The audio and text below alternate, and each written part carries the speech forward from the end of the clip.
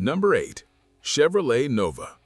In 1975, the Chevrolet Nova did not generate a single review that anyone has quoted since. It did not appear in the film. It did not develop a following among enthusiasts or attract the attention of the automotive press beyond the standard annual introduction. It sold 256,438 units. That number places it sixth among all American passenger cars sold in 1975, ahead of most personal luxury coupes, ahead of every domestic compact except the Pinto, and ahead of every Japanese import in the country. It accomplished this in the specific way that genuine utility accomplishes things, without anyone noticing.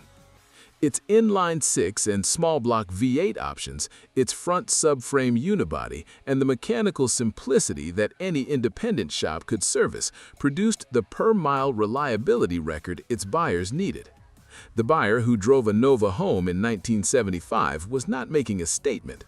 They were solving a problem, and the Nova solved it without drama, without recall campaigns, and without the shortcuts the decade's automotive record had taught buyers to identify before signing.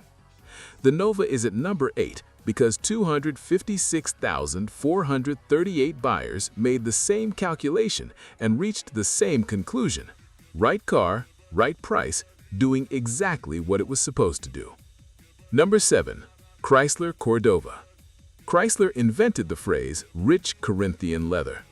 It does not correspond to a recognized category of hide, a specific tanning process, or a geographic region associated with leather production. Ricardo Montalban delivered it in a television advertisement with the specific conviction of a man who believed every word, and 150,000 Americans in the Cordoba's debut year responded by walking into Chrysler dealers and purchasing a car whose most memorable feature was a phrase its manufacturer had created. That is the Cordoba's precise commercial achievement, and it is not a small one. The Cordoba occupied the specific position that 1975 had created, the formal personal luxury coupe at a price below the Thunderbird and the Grand Prix, with a vinyl Landau roof, opera windows, and a 318 cubic inch V8 that delivered the performance the car's proportions implied without requiring the buyer to explain the engine to their insurance company. Its first year produced 150,000 sales. Chrysler had found the formula the mid-decade buyer would pay for. Give it a good name, put Montalban in the advertisement, and invent a phrase for the upholstery. The Cordoba is at number 7 because 150,000 Americans paid for something a copywriter had named, and the copywriter was right. Number 6. Toyota Corolla. The Toyota Corolla did not win American buyers through advertising. It won them through the specific mechanism of the owner who drove one to 100,000 miles without the repair events that comparable domestic compacts had normalized, then described the experience to a neighbor, a coworker, and a brother-in-law. Toyota spent zero advertising dollars on those conversations. They happened because the car worked, and the owner wanted someone to know. By 1975, approximately 170,000 Corollas were sold in the United States annually. The growth curve tracked the oil crisis closely. Every OPEC decision that raised gasoline prices added buyers to the Toyota lot who had never considered a Japanese car before and left having agreed to one. The mechanic who had serviced a Corolla told the next customer. The buyer who had taken one to 100,000 miles without an engine rebuild described the interval between visits to the dealer in terms that the American compact car owner, who had learned to expect those visits as a regular condition of ownership, found remarkable. Number 5. Ford Granada. Ford ran a magazine advertisement in 1975 that placed the Granada and a Mercedes-Benz 280 on adjacent pages with the question, which one costs less? The Mercedes-Benz marketing department had not been consulted. The comparison was deliberate, legally defensible, and commercially effective. 355,186 Americans chose the Granada in 1975, placing it fifth among all passenger cars sold in the country, ahead of the Monte Carlo, ahead of the Nova, and within range of the full-size sedans that the decade's previous generation had made the American default.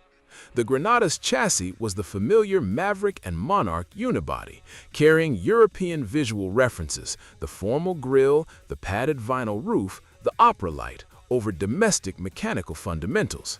The buyer who chose it was purchasing the advertising's claim as much as the car.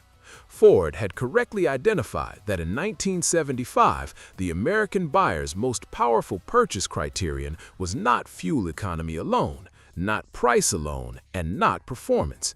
It was what the car communicated to the driver, to the world outside the driver's window. The Granada communicated European restraint at a Dearborn price. The Granada is at number 5 because 355,186 buyers found that to be sufficient.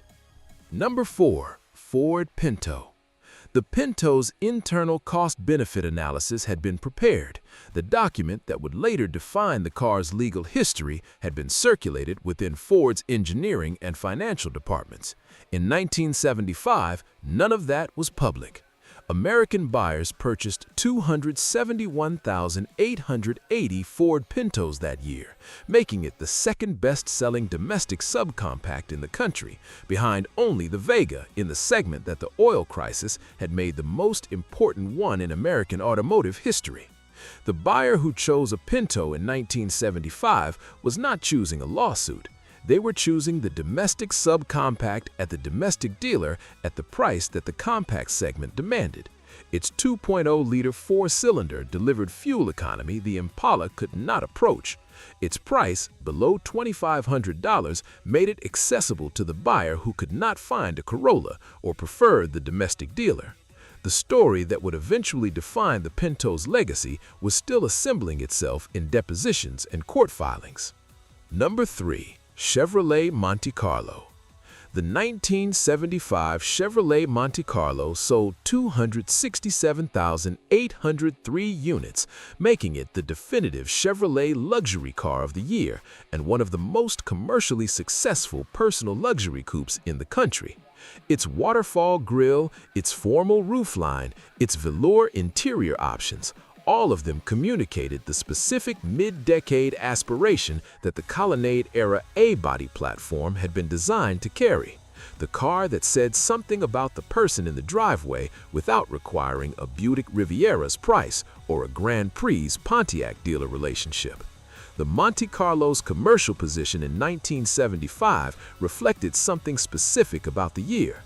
Personal luxury at a Chevrolet price was the decade's most consistent winner. The buyer who wanted to communicate arrival without communicating extravagance found the Monte Carlo at the intersection of those two requirements: enough chrome, enough velour, enough formal roofline to signal that the family had made deliberate choices about their transportation, not just practical ones. The Monte Carlo is at number 3 because 367,803 Americans pulled into their driveway in 1975 and let the neighborhood reach its own conclusions, and because the Monte Carlo was the car they had decided those conclusions should be based on. Number 2. Chevrolet Impala. The oil crisis was supposed to finish the full-size American car. In 1975, Chevrolet sold approximately 310,000 Impalas. The buyer who chose one had run the calculation that the oil crisis had demanded and concluded that the full-size car's interior volume, its highway comfort, and its proven mechanical record outweighed the per-gallon arithmetic that every automotive journalist was writing about as the defining variable of the decade. Those 310,000 buyers were making a different calculation. The 1975 Impala arrived with catalytic converters for the first time, the same equipment filling every American parking lot with hydrogen sulfide on cold mornings. Its V8 engine options, reduced in displacement and compression ratio from the pre-crisis specification, delivered performance that the car's dimensions suggested without delivering the fuel economy that the decade's new expectations required. The buyers accepted it because they had accepted every other condition the decade had imposed and found each time that the Impala's fundamental value proposition remained intact.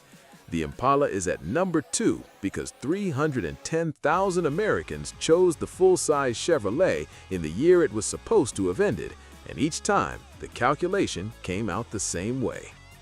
Number 1. Oldsmobile Cutlass Supreme. No one saw it coming. In 1975, the most purchased passenger car in the United States was the Oldsmobile Cutlass Supreme with 324,610 units. Not the Impala, not the Monte Carlo, not anything from Ford. A mid-size Oldsmobile personal luxury coupe from a brand positioned between Chevrolet and Buick in the General Motors hierarchy outsold every other passenger car in America. It would do it again in 1976. General Motors closed Oldsmobile in 2004. The Cutlass Supreme's achievement in 1975 was not accidental. Its Colonnade A-body platform gave it the formal roofline and the velour interior that the personal luxury buyer required, at a price that the mid-size Oldsmobile buyer could rationalize as the right step up from a Chevy Monte Carlo without the full commitment of a Grand Prix or a Thunderbird. The dealer who sold it stood between the Chevrolet dealer with the Monte Carlo and the Buick dealer with the Riviera, and 324,610 Americans in 1975 decided that the space between those two options was exactly where they wanted to be. The Cutlass Supreme is at number 1 because the car that nobody expected to lead America in 1975 simply went ahead and did it, and because the brand that built it no longer exists.